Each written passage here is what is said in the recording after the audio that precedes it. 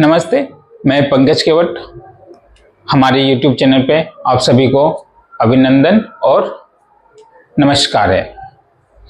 तो जैसा कि हमारी चैनल यानी कि मैं स्पेशली माइनिंग ब्रांच को लेके अपनी कुछ एक्सपीरियंस आप सभी के बीच रखना चाहता हूँ। उसी एक्सपीरियंस में कुछ लेक्चर्स भी आप सभी के लिए ले रहा हूँ, तो डेफिनेटली आई थिंक आपको अच्छा लगेगा एंड कुछ न कुछ हमसे जो बन पाता है वो आपको सीखने को मिल सकता है या फिर मिलेगा। ओके, नाउ आप सभी को पता ही होगा कि प्रीवियस ईयर से सिलेबस चेंज हुआ है और जिसमें कि फर्स्ट सेमेस्टर में एक ब्रांच पेपर को इंक्लूड किया गया है जो कि जियोलॉजी है। ओके, तो आज की क्लास हम लोग जियोलॉजी से स्टार्ट करते हैं। जियोलॉजी क्या है, कैसे वर्क करता है और पढ़ना क्यों जरूरी है। इसके साथ साथ हम लोग सिलेबस को भी देखेंगे, लेकिन सबसे पहले आप थोड़ा बहुत जियोलॉजी के बारे में और हमारा अर्थ यानी कि हमारी पृथ्वी के बारे में जानिए। तो एक्सपीरियंस और स्टडी दोनों को साथ में अगर हम लोग लेके चलेंगे तो कहीं ना कहीं बहुत अच्छा रिजल्ट से हम लोग पास आउट हो सकते हैं, बहुत अच्छे चीजों को हम लोग समझ सकते हैं। तो चलिए चलते हैं। Okay, geology, Jio means what. अगर आप इसको संधि विच्छेद या फिर इसको आप पार्ट्स में तोड़ें तो आपको देखने को मिलेगा जियो, और जियो का मतलब क्या होता है? लाइफ। लाइफ, और लाइफ कहाँ रहता है? अर्थ पे। तो डेफिनेटली ये जियो किसको डिनोट कर रहा है? अर्थ को कर रहा है, और अर्थ में क्या है? लाइफ। तो जियो का मीन्स अर्थ। ओके, और लॉजी, लॉजी आप शुरू से 8, 9, 10 से ही पढ़ते आ रहे होंगे। लॉजी मीन्स अध्ययन यानी कि स्टडी। ओके, तो जियोलॉजी क्या है? अगर कोई आपसे पूछे what is the definitions of geology, then how can you describe it? Then how can you describe it? तो सिंपल में आप आंसर कर सकते हैं, geology is a branch of science that deals about earth और earth surface, earth structures, earth compositions, earth inhabitants. Okay, मतलब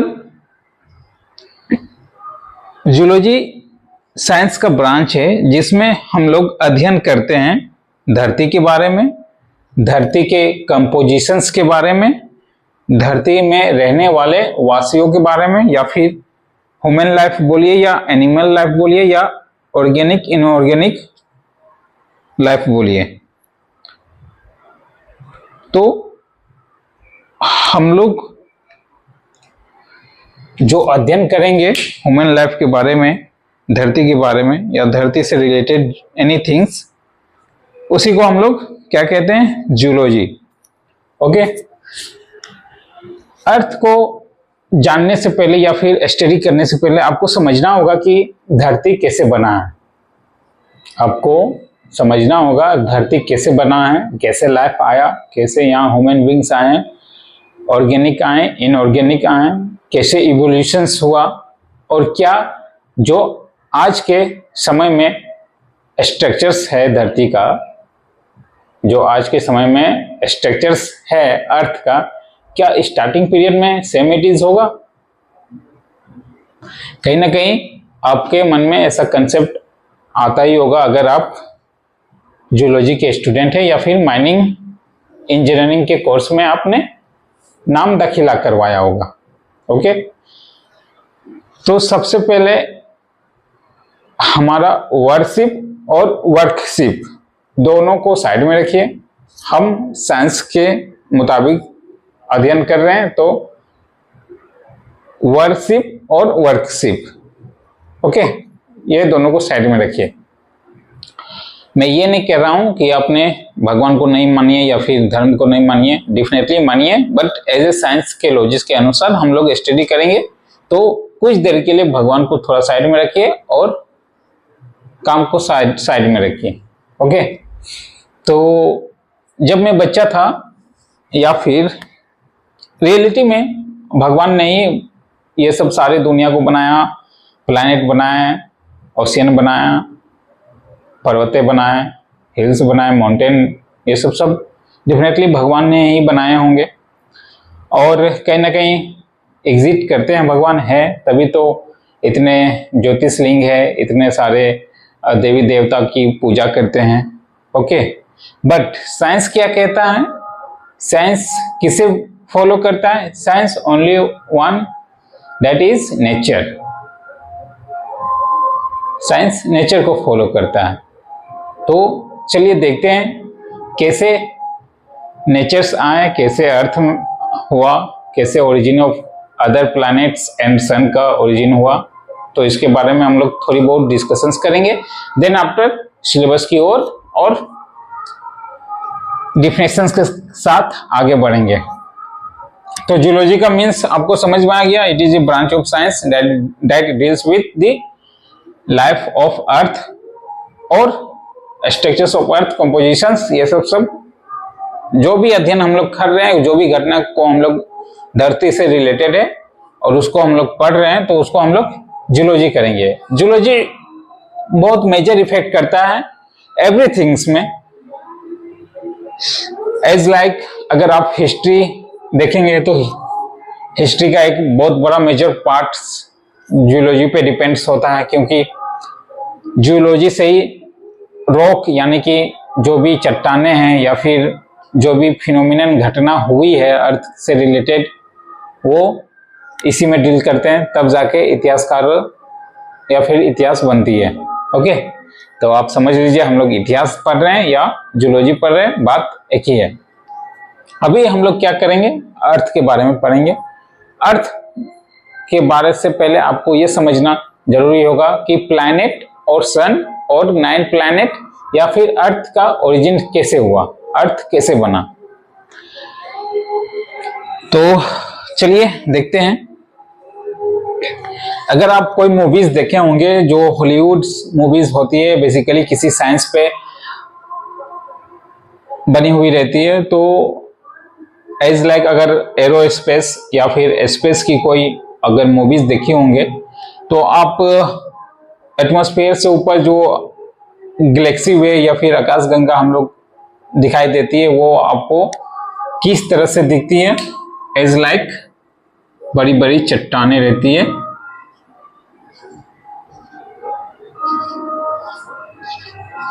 ये Galaxy वे, यानी कि आप यूनिवर्स चले जाएं तो इस टाइप में बहुत बड़ी बड़ी चट्टानें रहती है। और जो जहां हम लोग रहते हैं वो कौन सा गैलेक्सी का नाम दिया गया है? मिल्की वे गैलेक्सी। हम लोग किस गैलेक्सी में रहते हैं? मिल्की वे गैलेक्सी। ओके, अच्छा, आप सोचे होंगे सर कि मिल्की वे गैलेक्सी यानी कि हम लोग जहां हमारा जो अर्थ रहता है या फिर हमारा जो लाइफ रहता है वो किस गैलेक्सी में? मिल्की वे गैलेक्सी में रहता है। बट क्या और भी ऐसे गैलेक्सी हैं क्या जिस पे लाइफ है, या फिर जिस तरह हमारे पास 9 प्लैनेट है, क्या और भी इस तरह के कहीं जगह पे होगा? तो डेफिनेटली इसका आंसर हमें पता नहीं, बट आई थिंक जब मिल्की वे है, पूरी यूनिवर्स ने किसी को देखा नहीं, और जो देखा है वो उसके बारे में लिखेंगे तभी हम लोग उसको डील्स कर पाएंगे। अदरवाइज आपको एरो साइंस लेके आपको पढ़ना होगा और अंतरिक्ष में एक राउंड मार के आना होगा। ओके, तो आई थिंक कहीं ना कहीं और भी टाइप के गैलेक्सी होंगे। ओके, तो ये गैलेक्सी हुआ हमारा। गैलेक्सी बनने से पहले क्या था? यूनिवर्स में बहुत बड़ी बड़ी चट्टानें थी, यानी कि बहुत बड़ी बड़ी चट्टानें थी।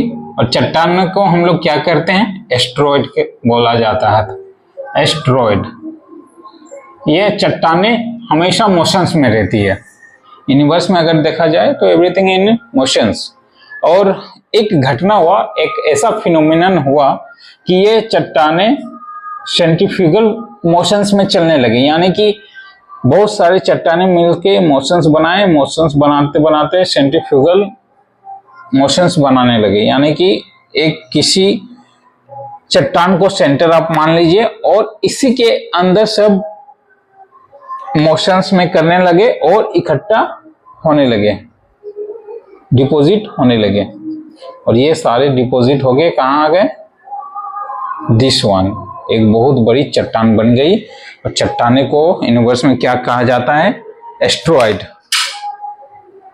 ओके, तो अगर ये चट्टान एक जगह कॉम्पैक्ट हो गया या फिर जमा हो गया, तो आप देख सकते हैं कोई भी वस्तु मोशंस में रहती है तो बहुत सारे उसमें फिजिकल चेंज आते हैं, जैसे कि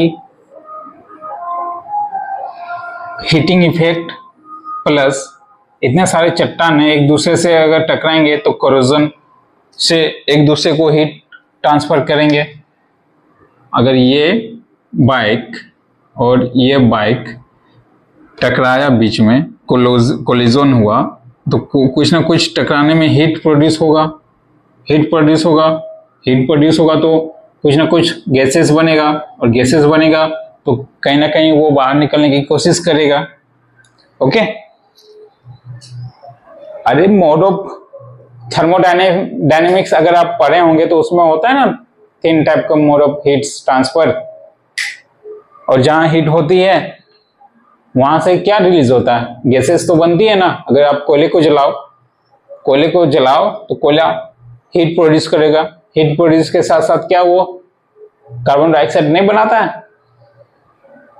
तो इसी तरह कुछ भी चीज आप जला लो तो हीट प्रोड्यूस देगा ही देगा, साथ में गैसेस भी देगा। तो इसी तरह ये मोशंस में होते होते एक बहुत बड़ा आकार ले लिया, यानी कि शेप ले लिया, एक बहुत शेप एंड साइज ले लिया, और सब कॉम्पैक्ट होने लगे, और इतने कॉम्पैक्ट होने लगे, इतने हीट प्रोड्यूस होने लगे कि ये एक्सप्लोजन हो गया, यानी कि ये ब्लास्ट। अगर आप माइनिंग के लैंग्वेज में अगर देखेंगे तो ब्लास्ट हो गया, या जिसको हम लोग ब्लास्टिंग कहते हैं। और ब्लास्टिंग जब होता है तो अच्छी चट्टाने को भी तोड़ देता है। तो सेमिटीज ये ब्लास्ट हुआ, और ऐसे 10 प्लैनेट यानी कि 10 एस्ट्रॉइड में बट गए। पहला एस्ट्रॉइड, दूसरा एस्ट्रॉइड, तीसरा एस्ट्रॉइड, चौथा, 5, 6, 7, 8 एंड 9। मैंने क्या बोला कि 10 एस्ट्रॉइड में बट गए। अभी हम लोग अर्थ फॉर्मेशंस नहीं हुआ, अभी एस्ट्रॉइड ही है। और कितने एस्ट्रॉइड में बट गए? 10। तो 1, 2, 3, 4, 5, 6, 7, 8, 9 and where one it is this one। भाई 10वां हमारा सेंटर पे ही रहा।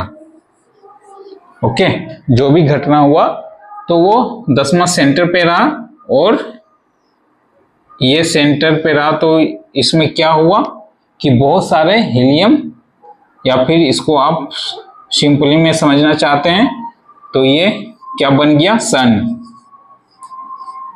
हीलियम हाइड्रोजन से इतनी भारी मात्रा में इस पे रिएक्शंस होने लगा कि ये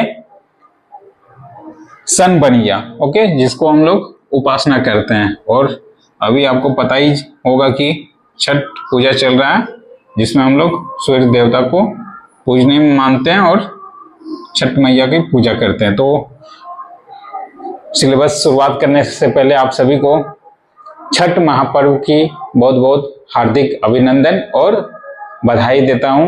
आप अगर किसी क्षेत्र में हो, कहीं भी हो, किसी वर्किंग में हो या स्टूडेंट लाइफ में हो या फिर प्रोफेशनल लाइफ में हो, छठ महापर्व हमारे लिए बहुत पूजनीय होता है।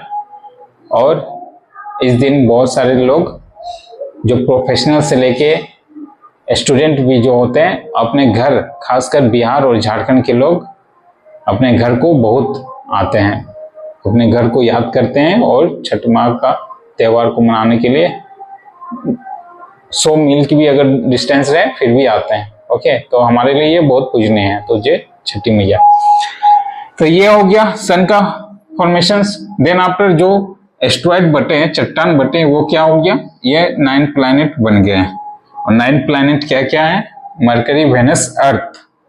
तो हमारा अर्थ कौन सी पोजीशंस में रहा, ये दिस वन अर्थ। अर्थ हम लोग का बना। ओके,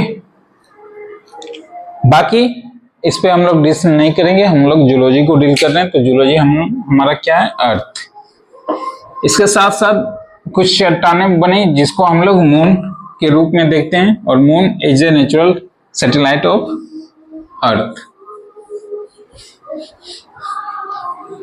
एक्सप्लोशन हुआ, एक्सप्लोशन में बहुत सारे चट्टानें बने, 10 चट्टानें बने, एक सेंटर पे रहा, बाकी 9 डिवाइड हो गए और अपना एक्सिस बना लिए। एक्सिस मतलब ये सेंटर रहा तो एक एक्सिस बन गया, और इसी में सब रोटेशंस करने लगे, तब जाके दिन रात होता है। ये बच्चों से हम लोग पढ़ते आ रहे हैं। ओके, अब ये जो अर्थ बना, क्या डेफिनेटली आज के वर्तमान के समय में जैसा अर्थ दिख रहा है वैसा अर्थ वैसा था स्टार्टिंग पीरियड में? तो नेवर, उस समय चट्टान ही था, एक गोलका पिंड या फिर एक बहुत बड़ी चट्टान ही मान लीजिए। फिर इसमें क्या हुआ, चट्टान था तो ये एज ए गोल शेप में नहीं था, ये होगा ऐसे जैसे तैसे, ऐसे पत्थर को आप उठाएंगे तो उसका स्ट्रक्चर तो सेम इट इज कैजुअल में आएगा ना। क्या कोई भी ढेला को उठाइए पूरी तरह से वो गोल तो होगा नहीं। तो फिर ये गोल कैसे दिख रहा है आपको बता रहा हूं, चल रहे। तो ये बहुत सारे चट्टाने आए, चट्टाने बट गए। अब इसमें क्या, इतनी हीट और इतने नॉक्सियस टॉक्सियस गैसेस थे कि इसको ठंडा होने में 4.5 मिलियंस अर्थ की लाइफ है, तो इसको शायद ठंडा होने में कितना मिलियंस ईयर लगा होगा। आई थिंक मैं भूल रहा हूँ, वो डाटा याद था मुझे, बट अर्थ की जो आज तक की लाइफ है वो 4.5 मिलियंस ईयर है। यानी कि ये जो धरती बनी थी ये 4.5 मिलियन ईयर्स एगो बनी थी। ओके, तो इसमें बहुत सारे हीट प्रोड्यूस हुए, गैस प्रोड्यूस हुए। फिर क्या हुआ, धीरे धीरे गैस बाहर निकलने लगे और इसमें अपना एक स्ट्रक्चर्स या एटमॉस्फेयर बनाना शुरुआत हुआ। फिर एटमॉस्फेयर बना, धीरे धीरे क्या हुआ, क्लाउड बना, क्लाउड से बारिश हुई। बारिश होते होते कभी गर्म कभी ठंडा, कभी गर्म ठंडा, गर्म ठंडा, एग्जैक्टली बहुत साल युग लग गए। देन आफ्टर बारिश होते होते ये जो इस तरह का स्ट्रक्चर था, तो इसमें अगर पानी अगर भर जाए तो ये गोल यानी कि सर्कुलर या सर्कल टाइप में स्ट्रक्चर्स में आएगा। सब में पानी भर गया या फिर नेचुरल एजेंट के थ्रू से अगर ये कोई चट्टान है और इसको तोड़ तोड़ के अगर इरोजन हुआ ये चट्टान, तो इसमें भरेंगे तो ऐसे स्ट्रक्चर्स आएगा, जहाँ गड्ढे हैं वहां भरेंगे, तो ये बनके क्या हो गया, गोल स्ट्रक्चर्स में आ गए, तो ये हमारा अर्थ बन गया। ओके, देन आफ्टर लाइफ कैसे आया सर? लाइफ कैसे आया अर्थ में सर? तो अगर आप एक्सपेरिमेंट करना चाहोगे तो थोड़ी सी पानी कहीं भी ले लेना और उसको एज ए फ्री इन्वायरमेंट में छोड़ देना। आपको देखने को मिलेगा कुछ दिनों के बाद उसमें छोटी छोटी वायरस, बैक्टीरिया या फिर छोटी छोटी कीड़ा आने लगता है। तो कीड़ा आया तो यानी कि लाइफ तो आ गया ना, कीड़ा में भी तो लाइफ होता है, आ गया लाइफ। तो सेम इट इज लाइफ का ओरिजिन कहां से हुआ, सबसे पहला लाइफ कहां से आया? वाटर से। पूरी धरती पानी से भरी पड़ी है तो लाइफ भी तो पानी में ही आएगा। और पूरी धरती को हम लोग पानी से भरी पड़ी हुई, तो उसको क्या नाम दे दिए हम लोग? ओशियन। और ओशियन में जो पहला लाइफ आया वो क्या नाम था उसका? पेनोरेमा। पेनोरेमा मतलब एक तरह से एम्बुया, अमीबा, पेनेरेमा, समथिंग कुछ नाम है, आप देख लीजिएगा। पेनेरेमा या पेंजिया या इसी तरह समथिंग कुछ नाम था। तो ये एक तरह से इसको आप कीड़ा बोल लीजिए। इस तरह से कीड़ा आया, फिर धीरे धीरे ये इवोल्यूशन हुआ। इवोल्यूशन से मछलियां आए, मछली से फिर धीरे धीरे ओरिजिन ऑफ ह्यूमन बींग्स हुआ, इवोल्यूशन हुआ और हम लोग आदमी बने। ओके,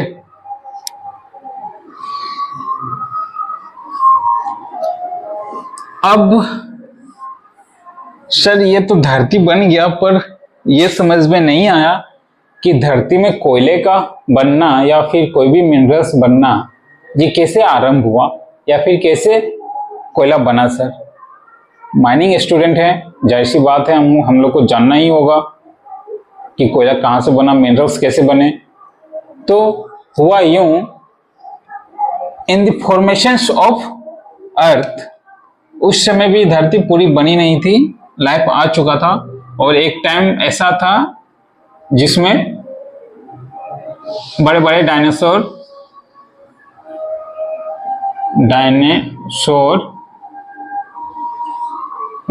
का स्पेलिंग क्या होता है? डायनासोर, देख लेना स्पेलिंग। बहुत बड़े बड़े डायनासोर और एनिमल्स बहुत आए, बड़े बड़ी प्लांट, ट्रीज, ये सब होने लगे। और एक समय ऐसा आया, ऐसा घटना आया कि एज ए उल्का पिंड या फिर क्या उसको बोलते हैं, ब्लैक होल, यूनिवर्स से कोई बहुत सारे चट्टाने एग्जैक्ट गिरने लगे धरती पे। और ये चट्टाने जब गिरती है ना तो धरती बहुत ज्यादा डैमेज करती है। तो सेम इट इज, एक टाइम पे ऐसा हुआ और जितने भी ऑर्गेनिक और इनऑर्गेनिक मटेरियल्स थे, ऑर्गेनिक एंड इनऑर्गेनिक मटेरियल्स थे, ये सारे डेड हो गए। तो भाई जब मर गए तो कहाँ जाएंगे? ये पंख तो लगा नहीं है कि उड़ के ऊपर जाएंगे, तो ये यहीं पे बस गए, यहीं पे क्या बोलते हैं हम लोग उसको, मिट्टी में दफन हो गए। और बिटवीन फॉर्मेशंस ऑफ अर्थ, वो जो ऑर्गेनिक और इनऑर्गेनिक में रिएक्शंस हुआ, कॉम्बिनेशंस हुआ, इसी से क्या बना? मिनरल्स बना। इसी से जब ऑर्गेनिक और इनऑर्गेनिक डेड एंड डिकम्पोज हुए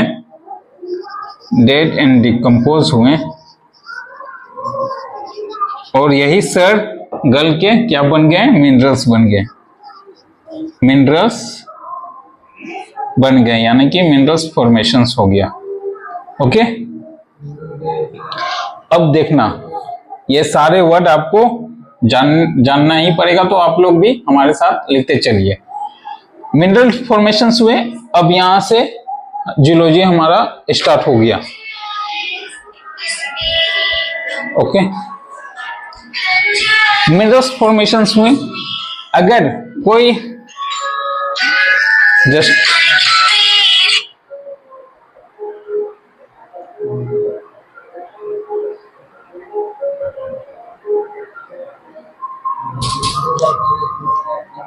मिनरल्स फॉर्मेशंस हुए, अगर कोई भी ऑर्गेनिक और इनऑर्गेनिक प्लांट सेम प्लेस में डेड एंड डिकम्पोज हुआ, तो इसको हम लोग कौन सा थ्योरी में आ गए? इसको क्या बोलेंगे हम लोग? In situ theory. Formations of minerals in situ theory.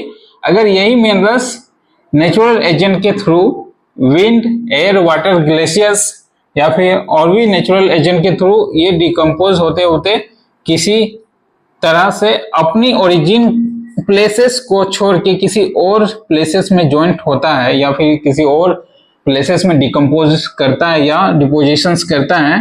Suppose that ये बनते बनते ऐसे नेचुरल एजेंट के थ्रू बहते बहते यहाँ डिपोजिशंस हो गया, ये डिकम्पोजिशंस हो गया, सॉरी डिपोजिशंस हो गया, यहाँ पे डिपोजिशन हो गया या डिपॉजिट हो गया।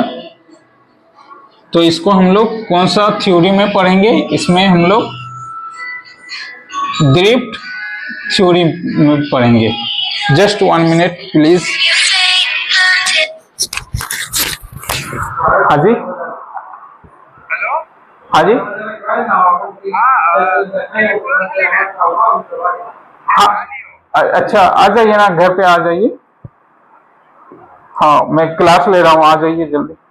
पंकज जी बात कर रहा हूँ।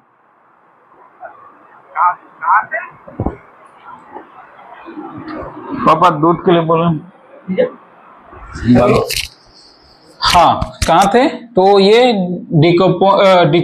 डिपोजिट अपनी ओरिजिन प्लेस से छोड़ के दूसरी प्लेसेस में हुआ, तो हम लोग इसको ड्रिफ्ट थ्योरी ऑफ ओरिजिन्स या ड्रिफ्ट थ्योरी ऑफ मिनरल्स में हम लोग उसको पढ़ेंगे।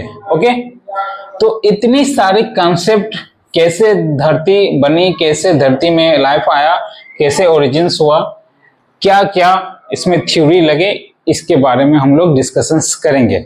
अच्छा, वन मोर थिंग, अभी जो हम लोग 7 कंटिनेंट पढ़ रहे हैं, कंटिनेंट, तो क्या ये 7 continent same it is starting period में भी था? 7 continent same it is starting period में था? नो, नेवर, नहीं था। पहले स्टार्टिंग पीरियड में सारे मर्ज थे, यानी कि अगर आप इसको देखा जाए,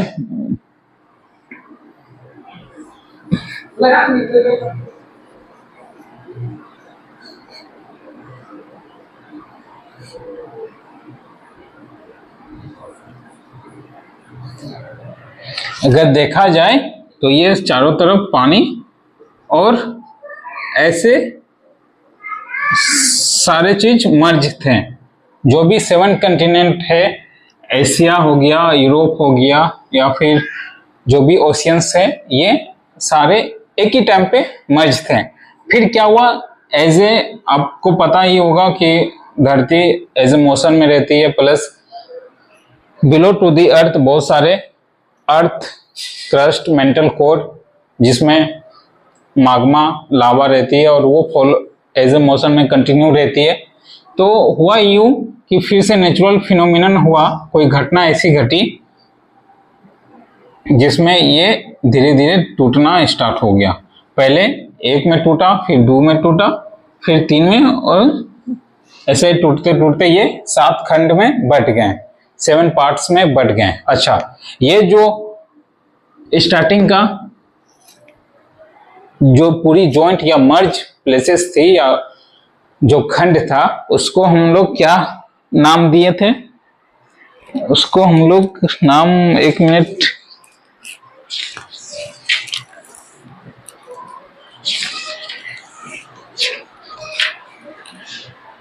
उसको जब किसी और दिन देखेंगे उसको क्या नाम दिए थे, ये अभी तक मेरे को बुक मिल नहीं रही है प्रॉपर। तो समथिंग जो भी नाम होगा XYZ, लेकिन ये जो ओशियंस हैं, ये सारे ओशियंस, ये भी एक ही ओशियंस थे उस समय, और ये ओशियंस को हम लोग पैंथालसिया के नाम से जाना जाता था।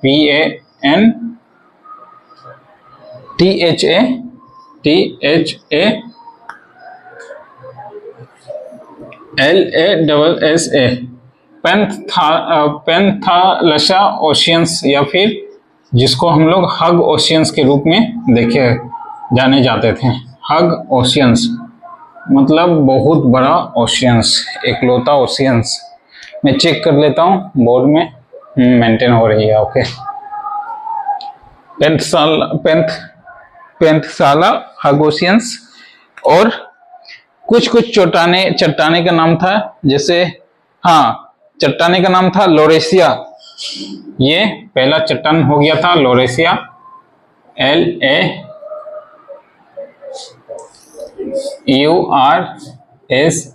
लोरेसिया। देन आफ्टर पेंजिया, फिर एक गोंडवाना लैंड भी था, गोंडवाना लैंड, और चौथा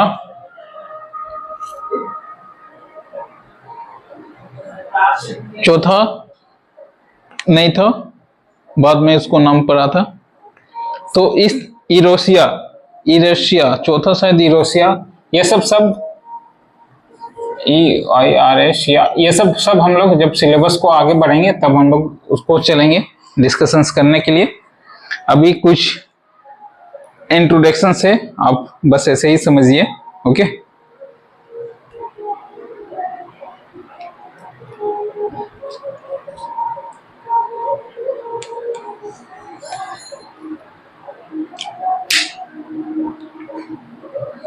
तो ये इस तरह की फॉर्मेशंस थी, ये टूट के बिखर के अलग हुआ, 7 कंटिनेंट में बना, ओशियंस भी एक मर्ज ही था, फिर टूट के बिखर के अलग हुआ और 5 ओशियंस बने, ओके। 1 2 3 4 5 6 7 ऑस्ट्रेलिया, इस तरह का धरती का फॉर्मेशंस हुआ।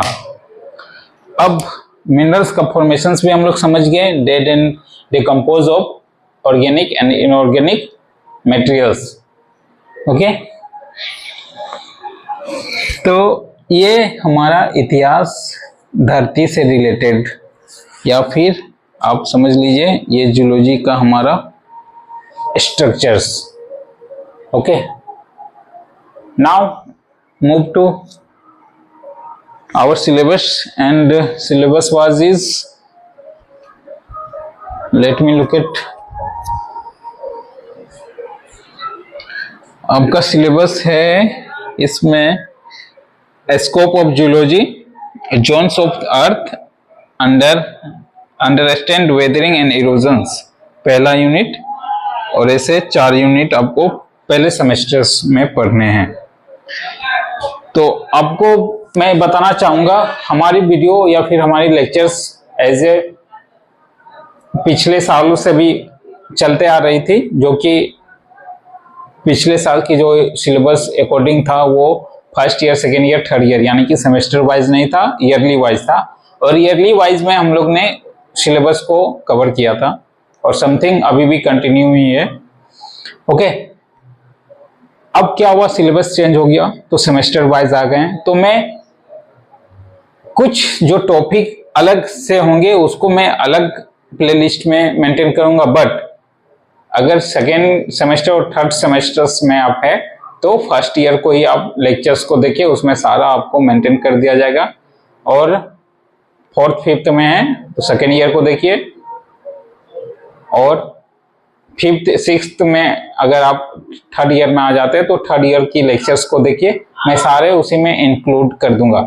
अलग से प्ले लिस्ट नहीं मेंटेन करूंगा सेमेस्टर वाइज, बहुत सारे स्टेट में अपनी ईयरली एग्जाम भी होती है और सेमेस्टर वाइज भी होती है, तो जैसा ईयरली एग्जाम कंटिन्यू होता था पहले के टाइम पे, उसी तरह हमारी लेक्चर्स भी उसी तरह बनेगी।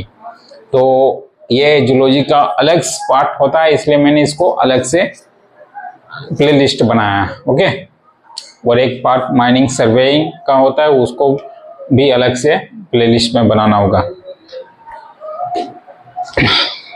मैं फिर से रिपीट कर रहा हूं, अगर फर्स्ट एंड सेकेंड सेमेस्टर में आप हैं तो फर्स्ट ईयर की क्लासेस को देखिए, थर्ड फोर्थ में है तो सेकेंड ईयर की क्लासेस में देखिए, और फिफ्थ एंड सिक्स्थ सेमेस्टर में है तो आप थर्ड ईयर की क्लासेस में देखिए, ओके। उसी में सारे वीडियोस लेक्चर्स में अपलोड करूंगा। तो ये सारी हमारी जूलॉजी की कंसेप्ट हो गई, और लगभग आधे घंटे से ऊपर हमने लेक्चर्स भी ले लिया। तो आज की क्लास को हम लोग यहीं समाप्त करते हैं। नेक्स्ट क्लास हमारा डिफिनेशंस के साथ सिलेबस के अकॉर्डिंग क्या क्या पढ़ना है वो हम लोग देखेंगे। Okay, thank you very much and happy Chhath Puja. नमस्ते।